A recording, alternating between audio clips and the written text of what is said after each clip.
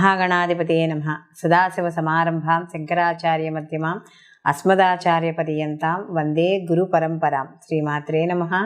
ఆదిత్యాయ చ సోమాయ మంగళాయ బుధాయ చ గురు శుక్ర శనిభ్యశ్చ రాహవే కేతవే నమః. ప్రేక్షకులకందరికీ కూడా శ్రీ క్రోధినామ సంవత్సర ఉగాది శుభాకాంక్షలు. శ్రీ క్రోధినామ సంవత్సరానికి సంబంధించి మనకి ఈ ద్వాదశ రాసుల వారికి నవగ్రహ సంచారాలను అనుసరించి శుభాశుభ ఫలితాలు ఏ విధంగా ఉంటాయి అనే విషయాన్ని తెలుసుకుందాం. అయితే తెలుసుకోబోయే ముందర ఇక్కడ మనకి సంవత్సర ఫలితాలు అంటే సంవత్సరంలో గ్రహాలు నవగ్రహాలు కూడా మార్పు చెందుతూ ఉంటాయి. అయితే ఇక్కడ చెందుతున్నప్పుడు కొన్ని గ్రహాలు ఒకే రాశిలో ఎక్కువ రోజులు అవి ఉండడం అనేది జరుగుతుంది. కొన్ని మనకి ఎక్కువగా మారుతుంటాయి. అంటే 27 రోజులకు మారేవి, 45 రోజులకి గ్రహ మార్పు, నెల గ్రహ మార్పు, 2.5 రోజులకి ఇలా మారేవి ఉంటే, కానీ మనకి గురువు అలాగే శని భగవానుడు రాహుకేతువులు ఈ 4 మాత్రం ఒక రాశిలోకి మార్పు చెందినప్పుడు ఆ రాశిలో ఎక్కువ కాలం ఉండడం అనేది జరుగుతుంది. కాబట్టి ప్రధాన గ్రహాలు ఏవైతే ఉన్నాయో వీటిని మనం బేస్ చేసుకుని ఈ యొక్క సంవత్సర ఫలితాలు చెప్పుకోవడం అనేది జరుగుతుంది. గురువు అయితే ఒక రాశిలో సంవత్సరం పాటు ఉండడం అనేది జరుగుతుంది. మధ్యలో కాస్త వక్రీకరించడం, మళ్ళీ ముందుకు వక్రత్యాగం పొందడం ఇలాంటివి ఉంటాయి. అలాగే శని భగవానుడు కూడా రాహుకేతులు ఎప్పుడు అపసవ్యంలోనే వాళ్ళు ప్రయాణం చేయడం చేసినా కూడా ఒకే రాశిలో వీళ్ళు 18 నెలలు సంచారం చేయడం అనేది జరుగుతుంది. శని భగవానుడు 2.5 సంవత్సరాలు. కాబట్టి ఈ ప్రధాన గ్రహాలు ఏవైతే ఉన్నాయో వాటిని ఆధారంగా చేసుకుని మనం ఈ సంవత్సర ఫలితాలు, అసలు వీళ్ళకి ఆదాయ వ్యయాలు ఎలా ఉంటాయి, రాజ్యపూజ్యము అవమానం ఎలా ఉంటుంది, ఇలాంటి విషయాలన్నీ కూడా మనం ఇప్పుడు తెలుసుకుందాం. తులారాశికి అధిపతి శుక్రుడు. తులారాశిలోకి మనకి చిత్త 3-4 పాదాలు, అలాగే స్వాతి 1-2-3-4 పాదాలు, విశాఖ 1-2-3 పాదాలు మనకి ఈ యొక్క తులారాశిలోకి రావడం అనేది జరుగుతుంది. తులారాశి వారికి శ్రీ క్రోధినామ సంవత్సరంలో ఆదాయ వ్యయాలు ఏ విధంగా ఉంటాయని చూసుకుంటే వీళ్ళకి ఆదాయం 2, వ్యయం 8, రాజ్యపూజ్యం 1, అవమానం 5. అంటే వీళ్ళకి ఆదాయము తక్కువగానే ఉంది, రాజ్యపూజ్యము కూడా తక్కువగానే ఉంది. కాబట్టి బయట వ్యవహారిక పరంగా మాట్లాడేటప్పుడు, అలాగే పనులు చేయించుకునేటప్పుడు, చేసేటప్పుడు, అలాగే ఆదాయ విషయాల్లో కూడా, ఖర్చుల విషయాల్లో కూడా ఈ తులారాశి వాళ్ళు కాస్త జాగ్రత్తగా ఉండడం అనేది మంచిది. అలాగే ఈ రాశి వారికి మే 1 నుండి కూడా సంవత్సరాంతం వరకు కూడా ఆ అష్టమయందు ఈ యొక్క గురువు సంచారం చేయడం అనేది జరుగుతుంది లోహమూర్తిగా. అలాగే శనేశ్వరుడు కూడా మనకి సంవత్సరం అంతా కూడా పంచమ స్థానమందు రజితమూర్తిగాను, రాహుకేతువులు సంవత్సరాంత వరకు షష్టమ వ్యయస్థానాలందు మనకి లోహమూర్తులుగాను సంచారం చేయడం అనేది జరుగుతోంది. అయితే తులారాశి వారికి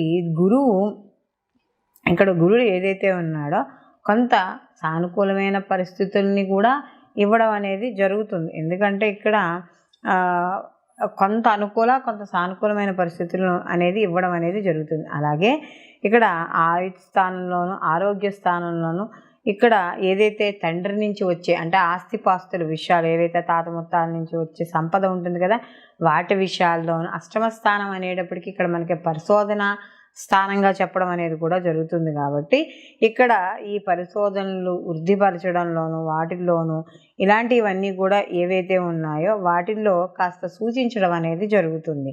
అయితే ఇక్కడ ముఖ్యంగా ఈ యొక్క పనిచేసే అంటే ఈ యొక్క మీ ప్రవర్తన వల్ల ఏదైతే ఉందో కాస్త వివాదాలు కూడా మధ్య మధ్యలో వచ్చే అవకాశం అనేది ఉంది. అయితే కాస్త రుణాల విషయాల్లో వాటిల్లో కూడా కాస్త ఇబ్బందులు ఇలాంటివి కూడా తలెత్తే అవకాశం అనేది కనబడుతోంది.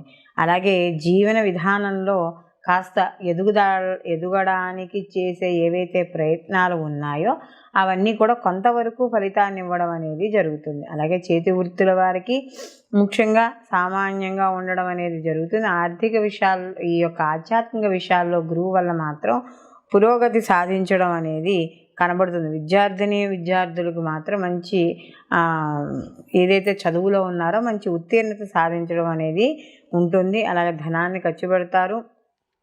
కాస్త ఏదైతే డబ్బులు రావాలో ఆ డబ్బులు రాబట్టుకోవడానికి న్యాయపరంగా మీరు ఏదైతే పోరాటం చేస్తారో ఆ పోరాటం అనేది ముందుకు వెళ్తూ ఉండడం అనేది జరుగుతుంది. అలాగే తరచూ ప్రయాణాలు చేస్తుంటారు. వ్యాపారాల విషయాల్లో కూడా ఆకస్మిక ఇబ్బందులు కావచ్చు, మధ్య మధ్యలో ఆశ్చర్యాన్ని కలగజేసే లాభాలు కావచ్చు, ఇవన్నీ కూడా కనబడుతూ ఉండడం అనేది జరుగుతుంది. అదే కుటుంబ సభ్యులు, అలాగే బంధువులు, మిత్రులు ఇవన్నీ కూడా కాస్త కొంతవరకు సామాన్యంగా ఉండడం అనేది జరుగుతుంది. అయితే ఇక్కడ అష్టమ గురుని ప్రతికూల ఫలితాలు మాత్రం కొంత ఇబ్బందులు అంటే కాస్త మధ్య మధ్యలో మానసిక ఇబ్బందులు అవన్నీ ఉంటాయి. కాబట్టి దానికోసం కాస్త దైవారాధన ఎక్కువగా చేయడం అనేది మంచిది. ఆరోగ్య విషయాల్లో వాటిల్లో కూడా కాస్త నియమాలు పాటిస్తూ ఉండడం, ఇలాంటివి చేయడం ద్వారా కొంత ఆరోగ్య సమస్యల నుండి బయటపడే అవకాశం అనేది కనబడుతుంది.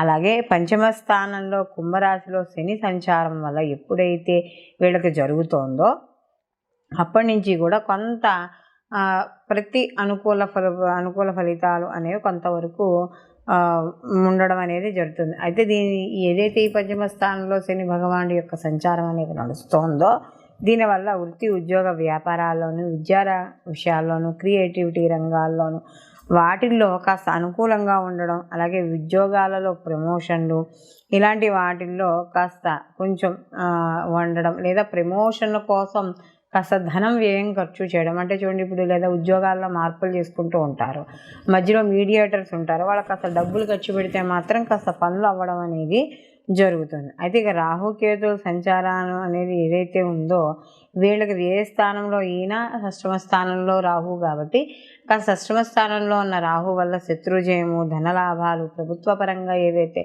కొత్త పథకాలు ఉన్నాయో ఆ కొత్త పథకాల యొక్క వాటి గురించి ఆలోచించడం, వాటికి సంబంధించిన విషయాల మీద ముందుకు వెళ్ళడం, ఇలాంటివన్నీ కూడా ఏర్పడడం అనేది జరుగుతుంది.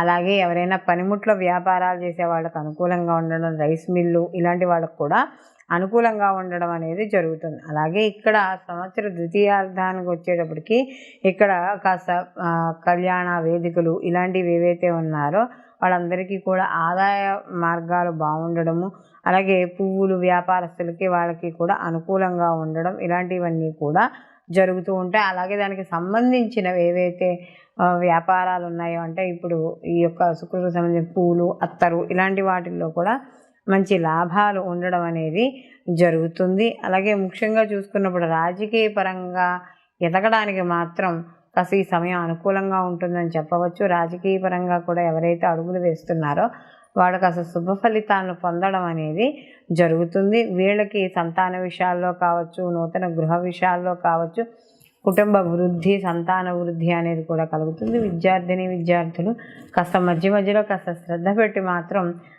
చదవాల్సి వస్తుంది. మొత్తం మీద ఈ రాశి వారికి చూసుకున్నప్పుడు వీళ్ళు మరిన్ని మంచి ఫలితాలు పొందడానికి వీరు ప్రతిరోజు కూడా లక్ష్మీ గణపతి ఆరాధన చేసుకుంటూ ఉండడం, అలాగే మీకు ఏదైనా గుళ్ళోకి వెళ్ళినప్పుడు గణపతికి ఒకరోజు ఒక 11 ప్రదక్షిణాలు చేసుకుంటూ ఉండడం, విష్ణు సహస్రనామం పారాయణ చేసుకుంటూ ఉండి దానితో పాటు కనకదార స్తోత్రాన్ని పారాయణ చేయడం ద్వారా మరిన్ని మంచి ఫలితాలు పొందడం అనేది జరుగుతుంది. సర్వే జన సుఖినో భవంతు, లోకా సంస్థ సుఖినో భవంతు.